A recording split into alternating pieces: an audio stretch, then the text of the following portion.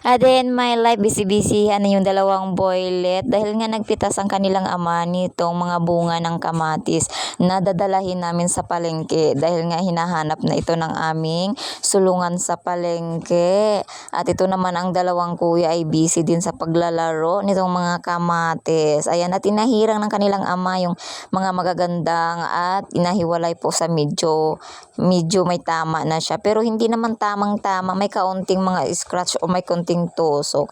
Ayan, at tumulong na nga rin ako dahil si Habi ay pumunta pa ulit sa taniman para naman pitasin pa yung mga naiwan at syempre magpipitas na rin ng mga talong para isang lakad lang namin sa pagdadala sa bayan. Na dahil hindi naman namin to siya tinitinda ng paisa-isa. Ito po ay dinadala namin sa bayan dahil mayroon po kaming bagsakan at ito na nga yung mga napitas din na talong.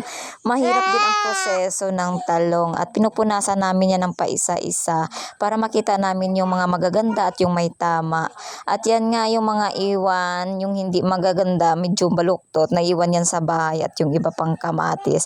Yan na lang ang dinala namin yung nakakarga sa tricycle. Yung mga naiwan, ayan, niripak-ripak na yan ng aming kapitbahay at ilalako daw niya. Pero magaganda pa rin yan kahit yan ay hindi na isinama sa aming dadalhin. At dumaan na nga kami sa pamilihan at para naman maibili ang aking dalawang boylet.